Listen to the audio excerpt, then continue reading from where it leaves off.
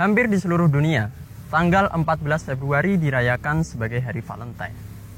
Bagaimanakah sejarahnya, bagaimanakah syariat memandangnya, dan bagaimanakah kita bersikap? Mari kita bahas. Assalamualaikum warahmatullahi wabarakatuh. Selamat datang di Limpedia, wawasan keislaman pesantren persembahan Lim Production. Sejarah Hari Valentine bermula saat Santo Valentine yang merupakan pendeta Kristen di masa Kaisar Claudius II menolak kebijakan sang kaisar. Kisaran abad ketiga Masehi. Bermula dari ketidaksetujuannya atas kebijakan sang kaisar yang berupa larangan menikah bagi para pria di kerajaannya. Dihukumlah dia yang berujung pemenggalan kepala yang digelar di luar gerbang Flaminia, sebuah jalan pada zaman Romawi kuno. Para pria harus fokus terhadap karir militernya, karena menurut sang kaisar, menikah dapat menambah beban tenaga dan pikiran. Yang itu semua dapat berdampak pada performa dalam berperang. Di kemudian hari, Santo Valentine dikuduskan oleh Gereja Katolik Roma dan namanya tercantum dalam daftar Martirologi Romawi. Puncaknya, pada tahun 496 Masehi, Paus Gelasius I meresmikan tanggal 14 Februari yang merupakan tanggal kematian Santo Valentine sebagai Hari Santo Valentine atau Saint Valentine Day. Tetapi, meski Hari Santo Valentine sudah ada sejak akhir abad ke-5, ucapan Selamat Valentine baru muncul pada tahun 1415 saat Charles, Duke of Orleans, menulis puisi untuk istrinya yang ditahan di Menara London karena menjadi tawanan perang Edinburgh.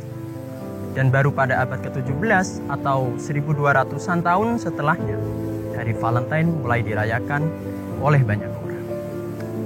Memasuki pertengahan abad ke-18, orang-orang yang merayakan Hari Valentine dengan memberikan kartu ucapan dan cindera mata untuk orang-orang tercinta sudah menjadi pemandangan yang lumrah dan biasa. Tetapi tidak semua menyetujui perayaan Hari Valentine. Pakistan, Iran, Arab Saudi adalah di antara negara-negara yang melarang perayaan Hari Valentine. Di Indonesia sendiri, beberapa kota mengeluarkan perintah berisi larangan warganya merayakan hari kasih sayang itu.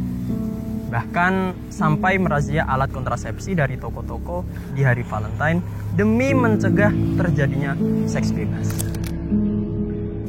Semua ketidaksetujuan itu yang kebanyakan dari pihak kaum muslim beralasan bahwa Hari Valentine bukanlah budaya Islam, tidak sesuai dengan nilai-nilai Islam, dan mendorong kegiatan yang bertentangan dengan ajaran Islam, seperti khalwat dengan lawan jenis yang bukan pasangan halal, hingga yang terparah, seks bebas. Nah, sebenarnya bagaimana sih syariat Islam memandang fenomena Valentine dalam kacamata fikih? Kesempatan kali ini bukan saya yang menjawab, melainkan narasumber kita, beliau Bapak Khotibul Umam, dosen Mahat Ali Lirboyo semester 2. Assalamualaikum warahmatullahi wabarakatuh. Perkenalkan, nama saya Muhammad Khotibul Umam, santri Lirboyo asal daerah Nganjuk. Saya mulai mondok di Lirboyo tahun 2006, tamat sekolah di Lirboyo tahun 2016, dan untuk saat ini saya masih belajar di Lirboyo, bertugas khidmah di Angkatan Mahat Ali semester 2. Dan alhamdulillah juga diberi amanah untuk khidmah di Lajnah Bahsul Masail. Mengenai perayaan Valentine, apa hukum merayakan Valentine bagi kita, terutama bagi kaum muslim? Sebenarnya terkait pertanyaan bagaimana hukum merayakan Valentine, sudah dari tahun ke tahun banyak kajian di berbagai forum, bahkan dalam Bahsul Masail berulang kali. Di sana disimpulkan bagaimana hukum merayakan Hari Valentine. Jelas hukumnya dilarang dan haram menurut syariat dengan pertimbangan: satu, menyerupai tradisi-tradisi non-muslim. Yang kedua, menyerupai tradisi masyarakat yang tidak taat dalam beragama, dalam tanda kutip fasik. Kenapa bisa demikian? Sebagaimana kita ketahui bersama, menurut berbagai sumber, hari Valentine itu memang berasal dari orang-orang non-muslim. Sejarahnya berasal dari orang suci non-muslim, yaitu Santo Valentin, pendeta dari Italia. Lalu makin ke sini, tradisi perayaan Valentine semakin identik dengan kegiatan-kegiatan yang terdapat berbagai unsur keharuman. Seperti menjadi momen untuk menjalin kasih antar lawan jenis, atau biasa dikenal dengan istilah khulwah bainal ajnabiyah, atau yang lebih parah lagi sampai terjadi seks bebas. Maka sudah sewajarnya kalau orang ikut merayakan hari Valentine sama saja menyemarakkan tradisi-tradisi golongan non-muslim dan tradisi-tradisi masyarakat yang fasik. Oleh karena itu, disebutkan dalam salah satu hadis, Nabi pernah bersabda, "Man tasyabbaha biqaumin fahuwa minhum." Barang siapa yang menyerupai suatu kaum, maka dia termasuk golongan dari kelompok itu.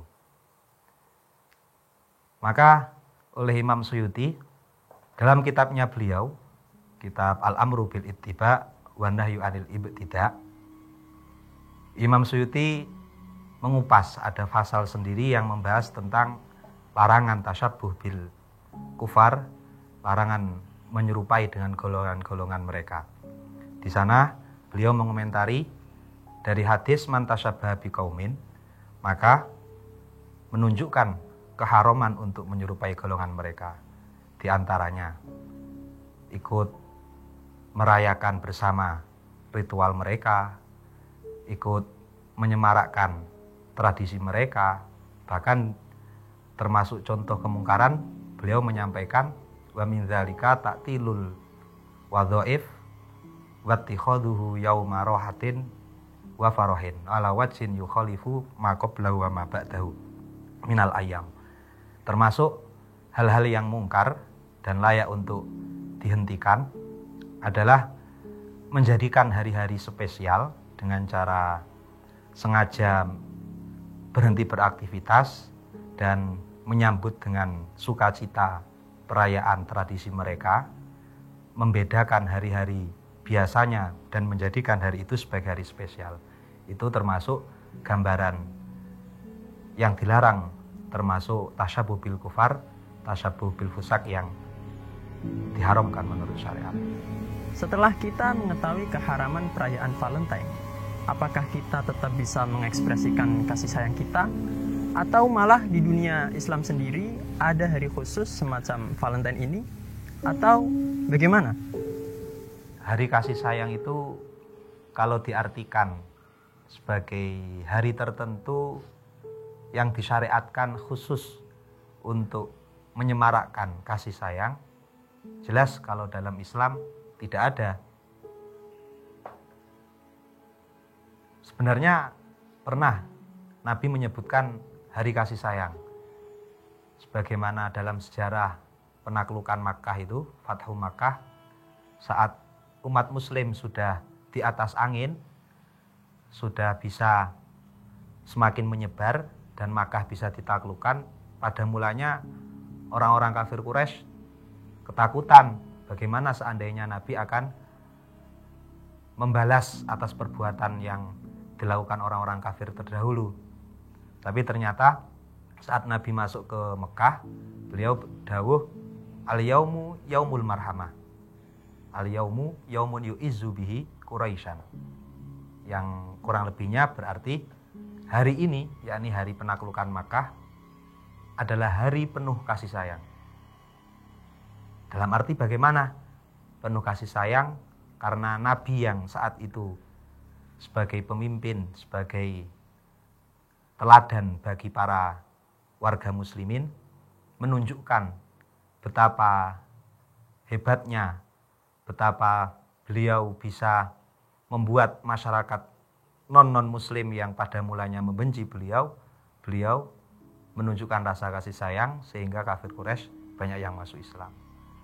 Hanya saja sejarah ini tidak lantas dirumuskan oleh ulama-ulama fikih sebagai hari khusus, hari kasih sayang. Kenapa demikian? Karena Islam yang dibawa oleh Kanjeng Nabi adalah agama yang menebarkan kasih sayang, agama rahmatan lil alamin, menebar kasih sayang tidak terbatas oleh waktu, tidak terbatas oleh hari tertentu, tidak terbatas untuk istrinya atau keluarganya saja, tapi kapanpun, siapapun, Islam mengajarkan untuk menebarkan kasih sayang. Sebagaimana dikutip dalam salah satu hadis Nabi yang berbunyi mal la yarhamun nasa la yarhamahullah, yang artinya barang siapa yang tidak mengasihi sesama manusia maka tidak akan dirahmati oleh Allah.